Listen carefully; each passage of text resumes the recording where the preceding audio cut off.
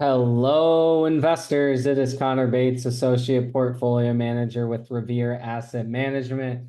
Today is Friday, September 20th, 4:37 p.m. Eastern Time, coming to you with tonight's Revere Roundup Daily Market Insight video. Market state, we have that green uptrend that we like to see. And if you look at the trend gauge, we have the four coveted green arrows. And if you've been watching our videos for a bit now, that's the best market to be engaged with. So all green there, that's awesome to see. And if we'll take a look at the final numbers, 21 over 21 list up 0.66%, 15 green, 0 flat, 6 red. And as you can see, leaders stood out today versus majority of the indexes. Big 8 down 0.41% today. RG8 down 0.55% today. S&P 500 down 0.19%. RSP equal weight down 0.36%. QQQ down 0.19%. Equal weight down 0.54%. Dow Jones up 0.1%. Mid caps up 0.68%. Russell 2000 down 1.04%. 60/40 up 1.05%. And in-house GROTECTION down 0.22%. So those are the final numbers. And as always, we'll get into the inter-asset correlation. So we'll go over some weekly charts as well. So starting with the S&P 500, just normal rest day today. Like I mentioned, after yesterday's powerful move, resting today is fine. We retested that prior top of that base, held. So overall, after this has been a big rip off that 100-day. So see some backfill action, higher lows. Nothing wrong with that. Can just pull up a 60-minute. You can see kind of just meandering at that 5,700 level. But on the weekly, all-time high weekly close. And, the bears can spin any macro, any statistic they want. Price tells truth. And a weekly all-time high close. There's nothing bearish about that. So look at the monthly, all time frames look good. RSP, just resting, pulling back a little bit, kind of forming a VCP here on the right side, looks good.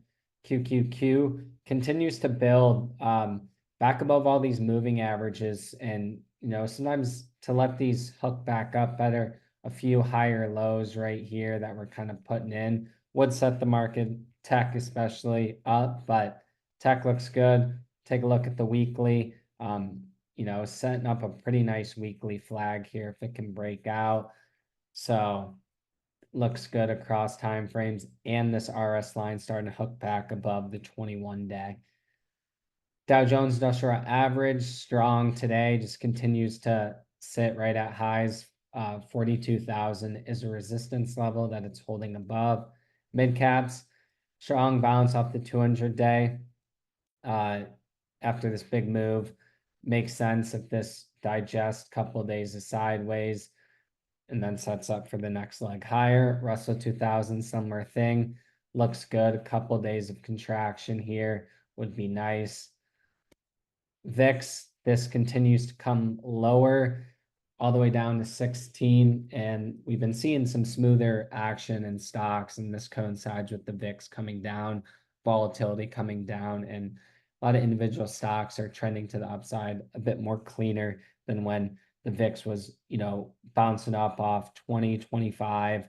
That's when you get that volatility. Dollar just hanging down here off the lows, positioning still short. So still monitoring this. It's kind of putting an undercut and reclaim setup, but a lot of supply up here, but still monitoring this. GLD, new highs again, great for our nugget position. GDX especially, just continues to move higher. Silver starting to regain itself. Its relative strength line finally got back above after quite a period of underperformance. And now this, metal is acting good with gold. I don't know if it's just getting bid back up because of the strength in gold, but nevertheless looking pretty good. Bitcoin getting back above this 100-day moving average and seeing some good action in individual stocks. BNB just hanging out at the highs. TLT breaking the 21 today after rejecting at this 100 level. So still building higher lows. So into this trend line, let's see if it can bounce. With bonds down, rates up a little bit, as you can see. So that's everything for inter asset correlation. Let's look at the tail of the tape. Still got the market state of uptrend. We're still bullish bias. And some news today. I'll go over these charts, but CEG Constellation Energy signed a 20-year power deal with Microsoft, and it sparked you could like a power earnings gap, but an episodic pivot on a news catalyst. Close high day. I'll cover some of those charts in it when I get back to the charts. Day count trending above the 8 and the 21 day, which is positive. Sectors wise, with that CEG getting that news, uranium got a bid, utilities, gold, and staples, strength on the day, weakness, home builders, regional banks, solars, and ARC. That should be 2 Ks right there. It's a typo. And then in-house today, we added to Lilly and UPRO, so that brought our adjusted beta up to 1.55 from 1.43 yesterday. And the bottom line, what does this all-time weekly close mean for the markets? Well, continue to be bullish, and I'll go over some charts in the 21 over 21 list. All right. Or let me start with CEG. So I mentioned they got that deal with Microsoft and huge volume, closing the day up 22% on 375% above average volume. And this is definitely huge on our radar now after this gap and volume, and it's clearing this all-time high. So I believe that's all-time high. Yeah, all-time high, relative strength line, new highs. So this is very bullish. And these stocks are essential for the AI data center rollout, and they have huge catalysts in that, and we're seeing that with the news. The market responded well. Look at VST again, huge gap. This was a previous huge winner like a year ago, and now it's been spending time consolidating, putting in a double bottom base. Now it's getting that news catalyst, closing back above 100. So huge moves here, and definitely back on the watch list and watch for entries. So that was that. So let's look at the 21 over 21 list. I'm gonna do that. There we go. So let's look at some of the winners on the day. IoT. This is a good case study for relative strength. On this day here, it gapped out of this huge multi-year base when the market had a weak backdrop, and it's continuing to trend higher, making new highs again today. If you look at the weeklies just into new all-time highs. Kava in the portfolio continues to trend higher. Was a really good low risk entry here at that gap low, and ever since it's just been trending up nicely. GDX, I showed that. ServiceNow, another holding in the portfolio. This is not many people talk about this tech name, but when the market, we talked about this on the podcast and in videos, while tech was pulling back, this was building higher lows, and this relative strength line was consolidating. And as tech started to bounce, this quickly sprung into all-time highs with the relative strength line confirming, and this continues to be a top tech name to own. Dash, strong action here coming up the right side. Fortinet, I mentioned this on the podcast today, but this looks really good going into next week. This is extremely tight along the 21 day. Now, if you pull up a 60-minute, you can just see how tight this range has been, and it's finally starting to break out of this range, but it's been between it's been between 77 and it's like $73 for multiple days, so could be coiling up for a move. Flutter, with college sports back on, NFL on, this is the parent company of FanDuel. This is making new highs. Let's take a look at DraftKings while we're at it. And this one's trying to get back above the 200 days. So we'll see if this sector continues to have momentum, especially with sports back on. Palantir, no give back from that S&P 500 inclusion news, another big AI name. Axon, new highs again today. With geopolitical everything, security, the stock should benefit, especially if there's riots and all the uncertainty around the election. And this one, new highs again. C Limited, right under highs. FFIV, new highs today. Lilly, we added to this one today. Reclaim the 21 day. Favorable entry here with stochastic hooking up. GEV, pretty much in a lockout rally here, hitting 250. And this, I keep mentioning this, but this is another energy stock that stands to benefit from the AI data center rollout, and price is confirming. Sprouts Farmers Markets consolidating right under highs. Oracle, another holding portfolio, just right under highs, consolidating. GWRE trending. Affirm had that sharp pullback here, and then once it took back that gap low, it's been moving nice. This is a name that benefits from rate cuts. Shark Ninja, again, just low volatility, trending to the upside. Zillow.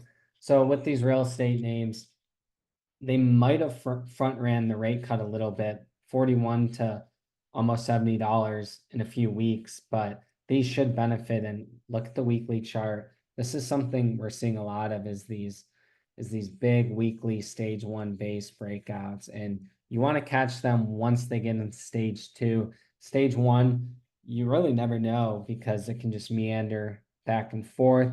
But this one looks like it's confirming into a stage 2 uptrend, which is where stocks make the biggest move, especially with the rate cuts as well. This one stands to benefit.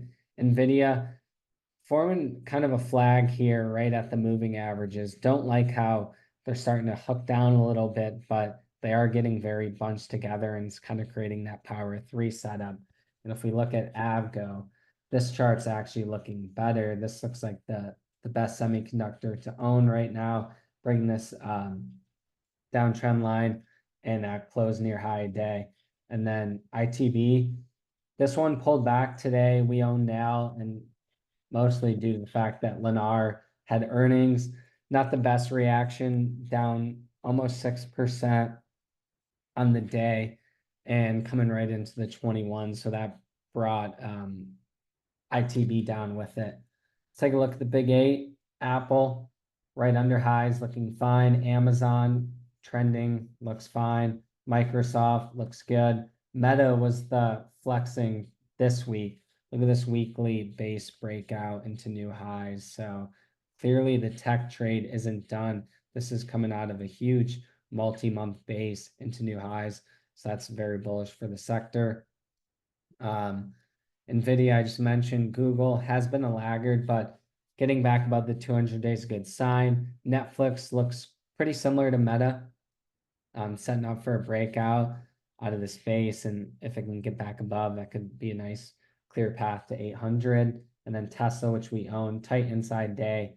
After that strong day on Thursday, cracked above this 234 level, which was key resistance, and then it's pausing. You can see this unfilled gap that it came right into the highs of. So normal to see this rest. In October, early October, this is the robo-taxi event. That's something to keep an eye on. Could be a catalyst for Tesla, but something I actually tweeted this earlier this week is that Tesla with the monthly chart of Tesla with the Fed fund rates, and clearly it shows this is one of the biggest beneficiaries of lower rates for cars and whatnot, and the stock thrives in a lower rate environment.